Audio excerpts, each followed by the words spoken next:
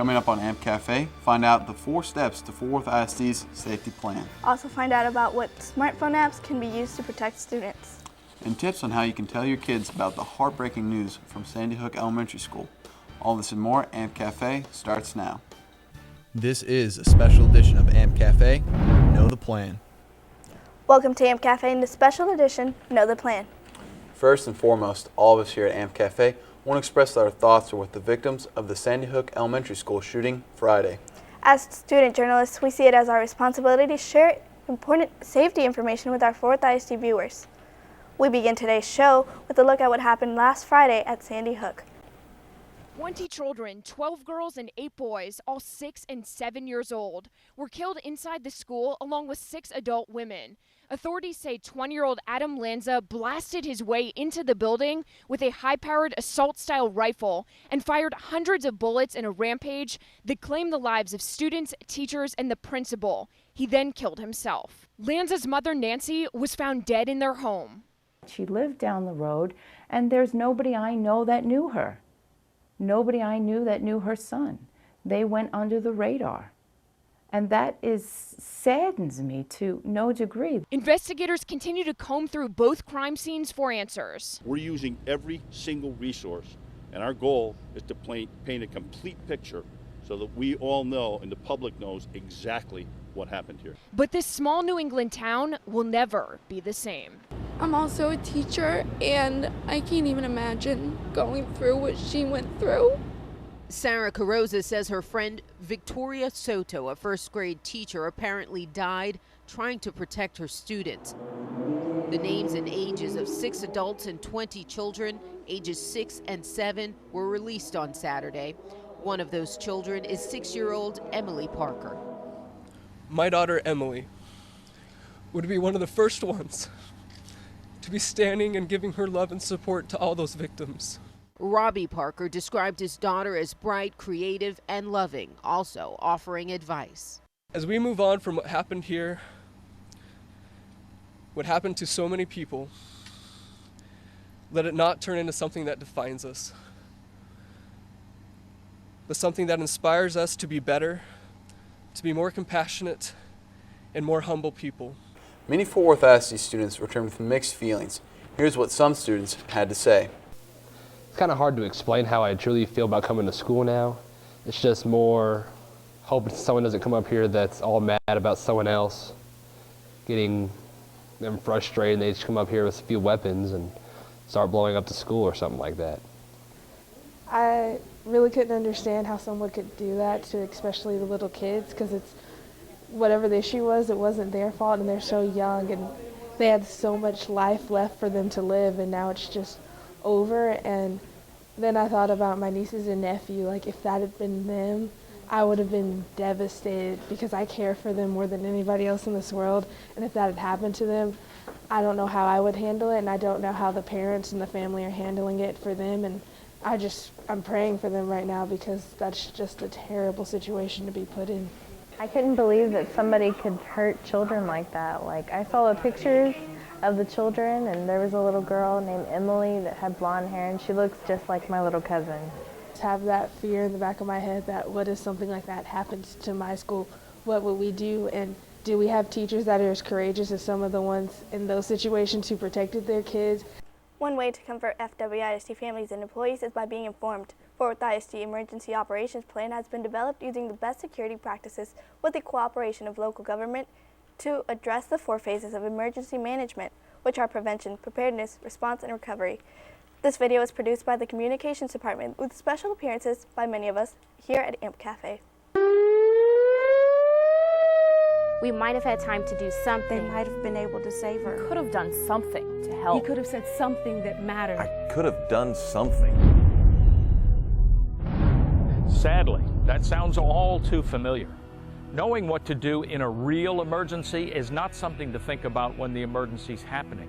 You have to think about it beforehand, and hopefully you've had a chance to practice it. Don't run, walk, run up. We all remember the fire drills in school and the duck and cover drills for severe weather. Why do we remember them? Because we planned ahead. We practiced.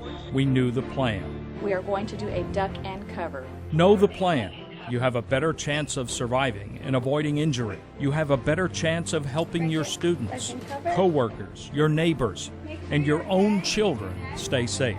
The Fort Worth ISD has gathered all the emergency information you need into one easy-to-use location, www.fwisd.org/plan. The Fort Worth ISD is committed to the safety and security of all of its students, faculty, staff, and visitors to its facilities. To support that commitment, the district urges all students, all workers, and all parents to know the plan by regularly reviewing emergency operating procedures for school, for the workplace, and for home. Our plan includes using the school district website, Facebook, and Twitter to distribute important information. This is a special announcement from the Fort Worth Independent School District. In addition, we will use the ParentLink telephone delivery system, which can send voice and email messages. Of course, we'll use the traditional news media, television, radio, and newspaper, as well as our own EdTV on Charter Cable Channel 30 and ATT UVerse Channel 99. So now that you know that we have a plan, what's your part in it? Know the plan at school, know the plan at work, know the plan at home. Talk about it with your students, with your co-workers, and with your family. It just might make all the difference.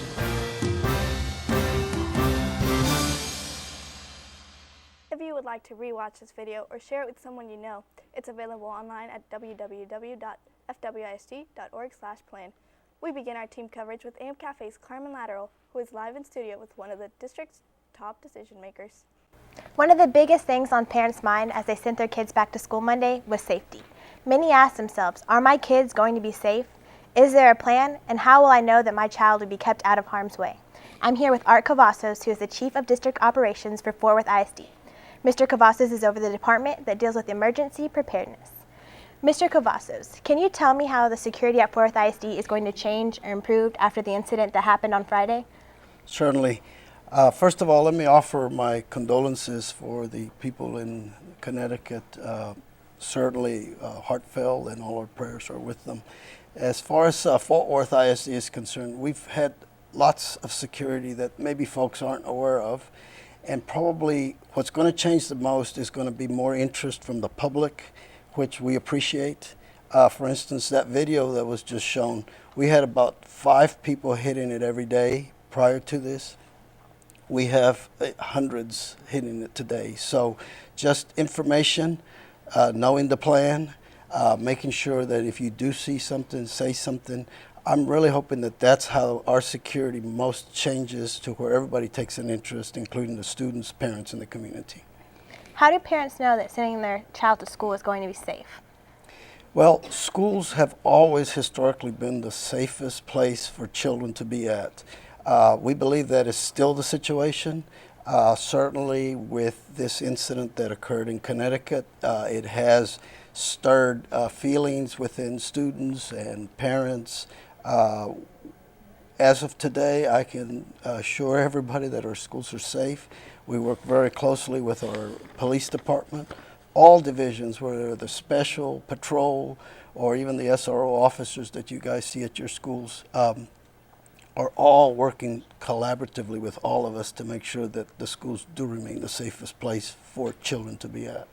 What are things that teachers and students can do, like precautions that they can take in order to protect themselves? Well, I appreciate you showing the video, because that's exactly what we need everybody to do. We need everybody to say something when they do see something. We need everybody to understand that through prevention, through mitigation, and through preparedness, we're going to be able to respond when there is a threat. And threats are going to be there all the time. So we just need to know how to respond, keep it as a least type of an incident. If you see something, let's take care of it immediately before it does become an issue. Well, thank you so much for joining us and for everything that you do for our students. I'm going to send it to Deja Logan. A good prevention plan to use would be to report any suspicious activity that you see, such as an unattended backpack in a public place or seeing someone trying to break into a restricted area that they should not be in. Having a plan before an emergency is the key to protection of life and property. Reporting for AM Cafe, I'm Deja Logan. Thank you, Daisha. After the break, we'll take a closer look at ways your family can be prepared for an emergency. And we have a message that Superintendent Walter Dansby sent to all district employees. Keep it right here. There's more AMP Cafe after the break. Welcome back to AMP Cafe. The primary focus this week for school administrators across the nation and here at Fort Worth ISD is being prepared in case of a school emergency. And now school officials are turning to phone apps to communicate with parents by using devices like these. Apps give parents access to school-related information from grades to special events. Midlothian ISD was the first school district in the state to launch the free app called School Connect. Since they introduced the app in January, nearly 3,000 people have downloaded it. District-approved ads and sponsors pay for the service. It has already been useful for families. The push notification feature alerted parents last April when tornadoes touched down in North Texas. Crowley ISD is also using School Connect, and Dallas ISD plans to launch its own version in 2 weeks. While there are apps for parents to know what's happening in their child's school, there's a lot of work going on behind scenes. For more on that, here's AMP Cafe's Brooke Gibson. The teachers from Sandy Hook Elementary School are being remembered as heroes for the way they handled the events of Friday morning. One was killed after she locked her students in cabinets and closets in her room and told the gunman that they were in the gym. Fort Worth ISD has a plan in case of an emergency. Fort Worth ISD does not want to release this information for security reasons, but it's called a lockdown for a reason. What teachers should do is shut the door and lock it. Another piece of advice for families is to have a personal safety plan. We look forward to planning for holidays, birthday parties, and other events, but often people do not think to prepare for a disaster. It is also important to create a communications element of that plan. As a family, have a point of contact person. It is often helpful to have a contact person that is out of town because you may have trouble getting through or the telephone system may be down altogether. How you respond during a crisis is critical. We will have more on that coming up. Plus, we have advice on how you can talk to your children about crisis situations in a healthy way. Keep it right here on AMP Cafe. Fort Worth ISD also wants to emphasize how to respond during tragedies. Brooke told us earlier about lockdowns. Those are defined by the district as when there's an unsafe internal or external conditions that exist that warrant securing all entry doors and not allowing anyone inside except law enforcement if needed. A message was sent out to FWISD employees last Friday and was posted on the website for families to read. It said, in part, quote, "I can assure you that we at the district are doing everything we can to make sure that everyone, students, educators, and parents, are kept safe in our school." AMP Cafe's Hannah Lathan is live in studio with advice on how to talk to children. Parents can review the security measures at their school. Remember, kids will learn from their parents, watching how they react to sad news. According to the American Psychological Association, parents should let their children know that bad things do happen, but also reassure them that many people are working to keep them safe, including their parents, teachers, and local police. For AMP Cafe, I'm Hannah Lathan. Back to you. Coming up after the break, we have AMP reporter Zaria Elza Banks with advice about coping with loss. And the final part of the Fort Worth ISD Know the Plan initiative is recovery. AMP Cafe's Zaria Elza Banks is live in studio with more about the recovery stage. Zaria? An emergency or disaster can be a frightening experience for all ages. Feelings of anger and confusion may be intertwined with sadness and grief. Before healing can occur, Fort Worth ISD Student Support Services personnel who are trained in crisis response must help restore a sense of safety, security, and personal control. In the immediate aftermath of an emergency situation, providing a safe, secure place physically and emotionally is most important. Zaria, what role does the Fort Worth ISD Student Support Service play after a crisis? The staff is trained in critical incident stress management and know the most important part of recovery is helping students regain a sense of safety. The goal is to resolve day-to-day issues that have been disrupted as quickly as possible to reestablish a sense of safety, normalcy, and predictability. Reporting for AMP Cafe, I'm Zaria Elza Banks. President Obama has made multiple comments to the victims' families and the nation in light of the national tragedy. Here is what he shared just hours after nearly 30 people are dead, 20 of them children. Among the fallen were also teachers, men and women who devoted their lives to helping our children fulfill their dreams.